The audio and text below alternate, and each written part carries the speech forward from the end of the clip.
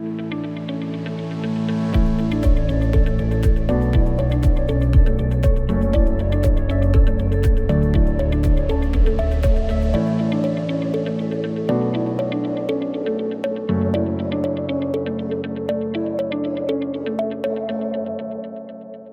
a todos, ¿cómo están? Sean bienvenidos a un nuevo programa de Hablemos de Salud desde la Unidad de Comunicaciones del Hospital Gustavo Fricke. Antes de comenzar este programa queríamos mandar un afectuoso saludo a todos quienes resultaron afectados por las emergencias ocurridas en Viña del Mar, Quilpué y Villa Alemana, estos incendios que nos afectaron a funcionarios de nuestro hospital y seguramente a muchas familias, a muchos amigos de nosotros que están luchando para salir adelante, y es por eso que queremos dedicar este programa a ellos y dar algunos consejos, sobre todo a quienes son los más pequeños de la casa, que en algún momento pueden sentirse un poco ajenos a esta desgracia, pero también están sufriendo con los daños, con las pérdidas y con un cambio de vida que puede ser rotundo para su corta edad. Es por eso que estamos con la doctora María José Parker, psiquiatra de Infanto Juvenil del Hospital Gustavo Fricke, que nos va a dar algunos consejos, algunos tips, sobre todo en este periodo tan difícil para las familias de la quinta región. Doctora, ¿cómo está? Muy buenos días. Hola, buenos días a todos. Bueno, y me sumo al saludo cariñoso que le hiciste a nuestra comunidad en estos momentos dolorosos. Doctora, enfocarnos en su área, lo infanto juvenil. Muchos niños quizás no entienden lo que pasó, o quizás de un día para otro, de una hora para otra, tienen un cambio de vida profundo. Tuvieron que dejar su hogar, o dentro de su hogar reciben algún familiar que no vivía con ellos y que ha sido afectado con esta tragedia. ¿Cómo abordar este tema tan delicado en la familia? ¿Cómo sentir de apoyos para ello y cómo hacer que no se sientan aislados de esta desgracia? Porque finalmente como que los esfuerzos se enfocan en otra cosa y los niños quedan un poco de lado, ¿no? Sí, pues yo creo que en eso tienes razón, como que en este momento nosotros como adultos estamos puestos en cosas que son más urgentes que el resolver lo material, el resolver si alguien está frente a alguna enfermedad. O sea, hay muchas cosas que en este momento necesitan soluciones y que pueden ser muy graves. Pero como tú dices, bueno, es importante no olvidarnos, y la idea que teníamos con este programa era un poco como poder visibilizar que también es valioso el poder nosotros tomarnos un tiempo para cuidar la salud mental de nuestros niños. Ya no solo como en términos de cuidar sus pulmones con el humo o si sufrieron alguna otra afección, sino que también cuidarlos como en torno a su mente, que pudiese ser lo que a largo plazo pudiera traer después como alguna complicación, ¿ya? Yo creo que lo primero en todo caso es tener como en cuenta y ser conscientes de que es imposible que podamos evitar que ellos sufran en este momento tal como estamos sufriendo nosotros o las personas que han sido afectadas. ¿Ya? Yo creo que tenemos que ser conscientes de que estamos frente a uno de los mayores incendios y más terribles que han ocurrido en la historia de nuestro país. Por lo tanto, para todos va a ser angustiante, pero sí podemos evitar que esta angustia sea como insoportable o llegue a niveles que pudiesen generar mayor sintomatología de la esperable o que pudieran generar más problemas. ¿Ya? Yo creo que esa es como la idea, tal vez como no pensar en que vamos a evitar todo el dolor, pero sí que podríamos como cuidar para como apaciguarlo, por decirlo de alguna forma. Claro, ¿Ya? porque seguramente muchos padres evitan que ellos vayan a los lugares afectados, evitan que en el celular vean esto. O pueden estresarse mucho, por ejemplo, queriendo que como que no, como tratar de que no les haya pasado nada finalmente. Y esto pasó y tenemos que ser conscientes de eso. Es como la pandemia. ¿Ya? O sea, a todos nos afectó a distintos niveles. Lo importante, o como cuando hay un temblor fuerte, un terremoto. Lo que uno quiere es que esto no genere mayor complicación de la esperable. Pero obvio que a todos nos va a afectar. ¿Ya? Yo creo que como que es importante, suena pesimista, pero yo creo que es realista, ¿ya? Porque si no nos empezamos a poner como metas que son demasiado inalcanzables, ¿ya? Como que evitemos todo tipo de dolor. Entonces, como que eso por un lado. Entonces, ¿eso qué trae? Como que estemos atentos de que es normal, dependiendo de cuán afectados fueron, que ellos puedan ir presentando ciertos síntomas, ya que son esperables en este momento. Por ejemplo, que se pongan más regalones, que eso es lo que nosotros llamamos como más regresivo, ya como que se pongan, que quieran ir a dormir en la cama los papás, que les cueste más separarse, que de repente retrocedan en ciertas cosas, por ejemplo, ya le habían logrado sacar los pañales, pucha, y de repente se hace pipí de nuevo en la noche, o que se pongan más mañosos para comer, o tengan más dificultades para dormir. Ya todos esos síntomas son esperables y no es importante que nosotros como adultos no nos como sobreangustiemos con ellos, sino que más bien los sostengamos, ¿ya? Si el incendio fue más cerca, es probable que esos síntomas sean un poco más, como más severos, ¿ya? Como que sean mayores a que si fue más lejos y ellos solo lo han escuchado por la televisión, ¿ya? ¿Y cómo se aborda con un niño o con un menor de edad lo que pasó? ¿Cómo se le explica? ¿Cómo finalmente se le da a entender que esto es una situación de emergencia, que fue una catástrofe? Mira, y que yo creo en eso, Carlos, que tu pregunta es súper buena, porque muchas veces la pregunta que se hace es si se debe abordar o no.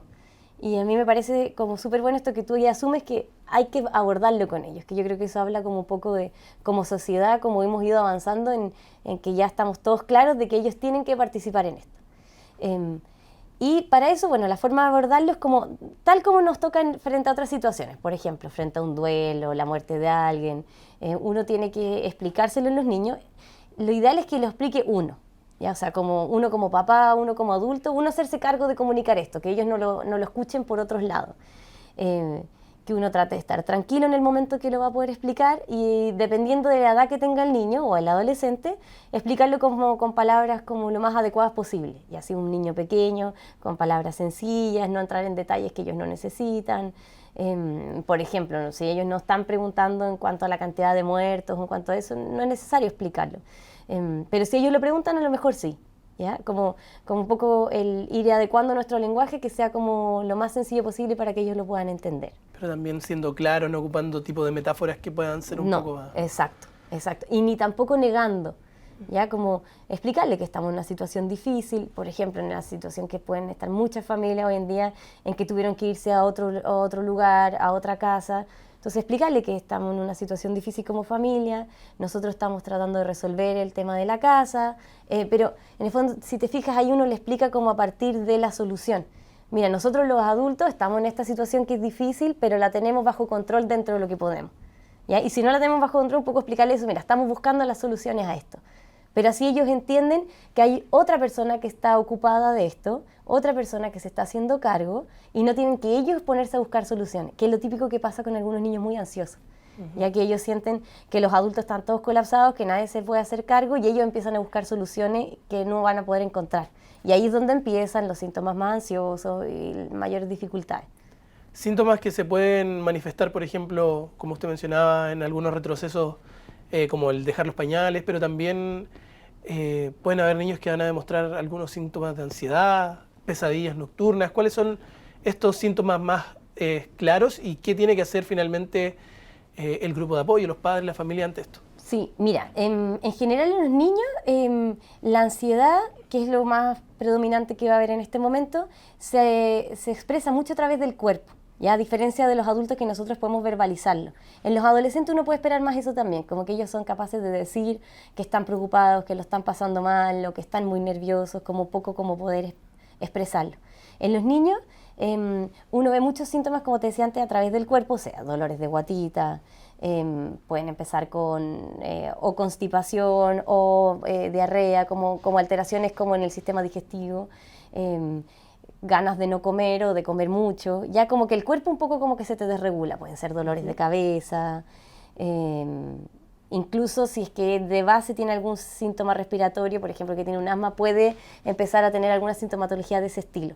Y entonces yo creo que como papás primero estar atentos a todos estos síntomas que son a través del cuerpo.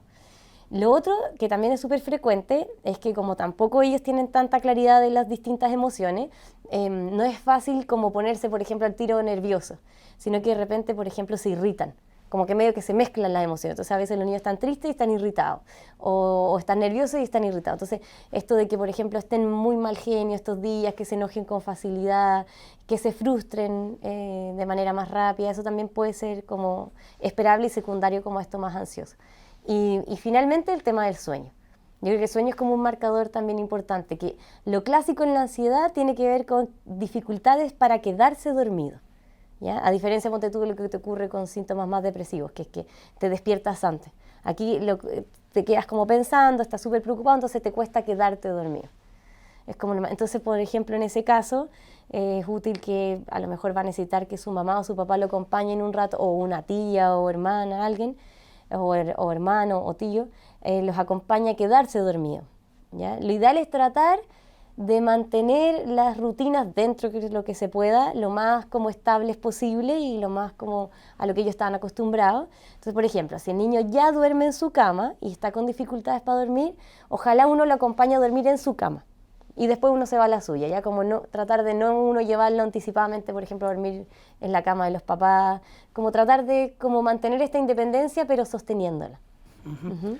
Y pasando a un tema relacionado, pero ya más alejado del tema infantil, hemos visto y agradecemos a los miles de personas que se han ido acercando a las zonas donde fue afectado el incendio, y esto seguramente también es un cambio, ya ver un lugar que era tu calle, tu villa, donde estaban tus vecinos, que estaba completamente distinto, pero además que llega mucha gente a ayudar con la mejor disposición, pero que también a lo mejor puede caer en algunas cosas que le pueden causar algún tipo de daño a los menores e incluso a los adultos.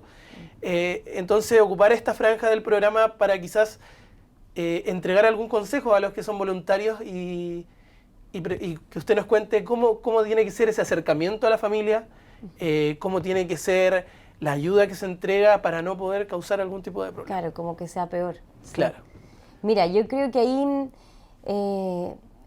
como en toda emergencia, es importante que el voluntario que se acerca a ayudar tenga claridad de las vías como donde tiene que derivar para distintas ayudas. Ya sea, yo creo que como primera cosa en el fondo es importante no estar generando falsas expectativas. Ya como que tú vas a poder brindar una ayuda que finalmente no se va a brindar o que van a llegar otros a dar una ayuda que no va a ocurrir. Entonces yo creo que es súper importante ser súper responsable en tener la claridad de dónde, por ejemplo, indicarle a la persona que se acerque. Ponte tú, se me ocurre un ejemplo, que uno le diga, tienes que acercarte al consultorio y en realidad el consultorio no está funcionando.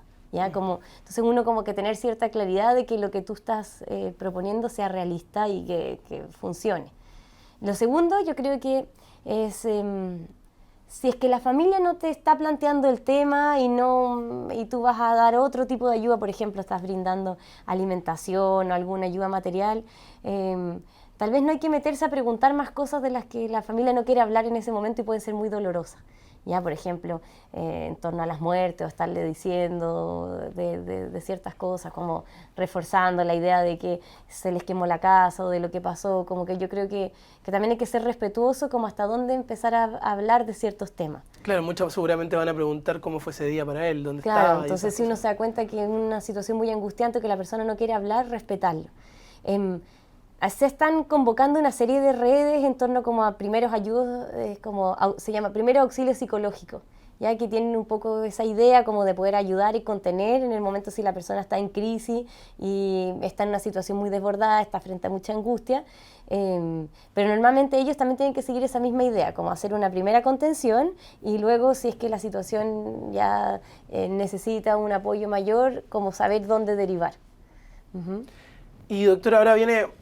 Esto pasa en pleno verano, en marzo empiezan los niños al colegio y seguramente va a haber un desafío para los colegios, sobre todo para los niños que han sido afectados o que tienen algún tipo de relación con esta emergencia y este desastre del incendio. ¿Cómo tienen que ser abordados a la vuelta al colegio para estos niños y seguramente el desafío que van a tener tanto profesores y las duplas psicosociales en el interior de los establecimientos educacionales? Sí, tienes razón, yo creo que va a ser un tema. Bueno, que es lo mismo que nos pasa a nosotros como hospital. En el fondo, en ir retomando a las familias frente a las distintas especialidades o programas en los que estaban. Bueno, yo creo que ahí primero hay que hacer un trabajo a nivel de los adultos.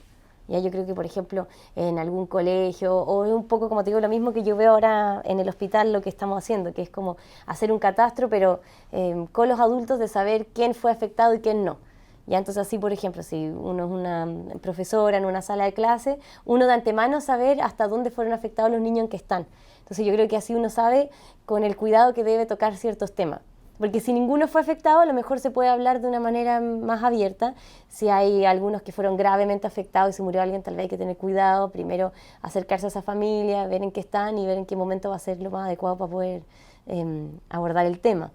Igual yo creo que ahí siempre hay distintas actividades como lúdicas que les pueden ayudar, por ejemplo, hacer dibujos o en dinámicas de juegos, donde ellos puedan ir como de a poco acercándose al tema. ¿Ya? Yo creo que a lo mejor se puede partir con temas más generales y luego ver si ya podemos empezar a hablar ya de, por ejemplo, de un incendio propiamente tal. Y además yo creo que eso va a ayudar como a hacer también como una especie de catastro en ver qué les preocupa a los niños. ¿Ya? Porque yo creo que a veces uno como que piensa que al otro le preocupa lo mismo que a uno y a lo mejor le preocupa una cosa totalmente distinta. Ya, para ponerte un ejemplo concreto, desde el hospital nosotros estamos muy preocupados de la familia en cuanto a que tengan sus medicamentos y a lo mejor ellos están preocupados en cuanto a que sus mascotas sobrevivan. Entonces, en el fondo, yo creo que es importante también el preguntarle a la persona y a los niños en ese momento como qué es lo que les preocupa, qué es lo que necesitan. Lo que me acordé, eso sí, ahora, Carlos, que creo que es importante que pudiese servir como especie de tip o de consejo en el momento de abordar el tema con los niños. Que por ahí vi algunas sugerencias que daban esta idea que me pareció buena, que es, por ejemplo, tomarse de ciertos elementos que dan esperanza. Ya, por ejemplo, entonces si uno habla de los incendios, poder hablarle a los niños de la figura de los bomberos, cómo están los bomberos y que los bomberos nos ayudan y que los bomberos vinieron. Como, te fijas que es como una figura conocida, reconocida como por nosotros como sociedad, en que podemos poner la esperanza, porque ellos vienen a ayudarnos. ¿Ya? Y si no, lo otro también que me pareció como buena idea es el también invitarlos a que participen en actividades que sirvan como para reparar la experiencia. O sea, por ejemplo, he visto familias que ahora están cuidando y juntaron la ropa que tenían en buen estado y que ellos tenían como más o menos repetida y la fueron a donar a familiares o vecinos que necesitaban. Y a todas esas experiencias como de poder también ir trabajando el tema de la empatía, que cuando uno como que hace estas buenas acciones uno también se siente bien y eso te ayuda, como que también te brinda esperanza, como que tú también puedes hacer algo por los otros. Entonces distintas campañas que ahora están como activas, yo creo que es bueno que los niños puedan participar. Hay varios que han juntado sus juguetes, los que no son los regalones, y poder, como estas cosas que uno siente que le sobran, poder aportarlas en la gente que las necesita en este momento. Impecable. Por último, para finalizar, también algo importante quizás, ¿cuál es la relación que tienen que tener los niños con los medios de comunicación o con la tecnología en estos momentos? Sabemos que hay mucha información dando vuelta, información que puede ser falsa, información que puede ser verdadera, información que puede ser traumática para ellos ver en internet. ¿Qué tenemos que tener cuidado durante estos días con ellos? Sí, yo creo que ahí sobre todo es con nuestros adolescentes, que ellos son los que de repente buscan más cosas. Bueno, y para nosotros los adultos también, como recomendación general, siempre se dice que lo ideal es uno aproximarse a las noticias, ojalá por escrito más que en videos, ya porque genera mucho impacto y es muy angustiante de repente cuando uno ve estos videos del incendio o de cosas muy terribles en realidad que aparecen en redes sociales. Entonces yo creo que eso como primera idea, como ojalá si uno quiere buscar mucha información, ojalá pasar como más por lo escrito que lo audiovisual. En el caso de los niños también, en el fondo tener mucho cuidado con eso también, como lo ideal es que si ellos van a saber de lo que está pasando, primero lo sepan por ti y luego empiezan a aparecer estos videos que en el fondo ellos les pueden ir dando un contexto. Porque si no, claro, aparecen unos videos terribles de los incendios, de la gente gritando y ahí, si no tienen el contexto de la palabra que le dio como su papá o su mamá, ellos lo ponen en eso quizás que fantasía. Entonces puede ser como demasiado aterrador. Yo creo que hay que estar atento a lo que ellos están viendo, ojalá que no estén solos con los teléfonos ni nada de eso, porque aparece mucha publicación ahora en torno a eso. Y yo creo que eso sí, los medios de comunicación han sido respetuosos en general. A mí no me ha pasado que he visto en la televisión cosas como, por suerte, demasiado terribles, pero sí a veces son demasiado reiterativos. Entonces, están toda la mañana hablando de eso. Entonces yo creo que también es importante que ojalá, si la familia necesita ver ese noticiero, que sea un rato, pero después cambiarlo y ver otras cosas también. No quedarse como pegado en el tema, porque a veces también en esto que se puede tornar muy sensacionalista de parte de algunos programas de televisión, también va generando mucha angustia a las personas, porque bueno, sabemos que con eso se hace el enganche. Entonces, si hay niños pequeños, yo creo que ojalá evitar ese tipo de cosas. Entonces, doctora, son muy buenos los consejos que usted ha entregado. Mantener atención entonces en nuestros pequeños, en nuestros menores, ante estos síntomas o ante estas cosas que van a ir ocurriendo, que pueden ocurrir durante los próximos días ante esta emergencia. También, si es posible, consultar, obviamente, ante los psicólogos, psiquiatras, ante los equipos que van a estar dando vueltas seguramente por la zona afectada. Y yo el otro día leí que no era malo saber que uno se puede tener pena o sentirse mal, incluso no estando afectado por esta situación. Creo que a todos nos afecta en nuestra comuna, en nuestra ciudad. Y bueno, esperamos que esto pase, se solucione y que la gente afectada pueda recuperar sus cosas lo antes posible. Sí, muchas gracias. Muchas gracias, doctora, por habernos acompañado. Los dejamos invitados a Hablemos de Salud, donde seguramente vamos a seguir hablando de estos temas más adelante. Los invitamos a suscribirse a nuestro canal de YouTube y le agradecemos a la doctora por habernos acompañado en este programa un poco distinto a los que habíamos hecho, pero que sin duda es muy importante para saber cómo tenemos que abordar la emergencia en nuestros niños y adolescentes. Muchas gracias, doctora. Gracias. Y que estén muy bien. Hasta una próxima edición.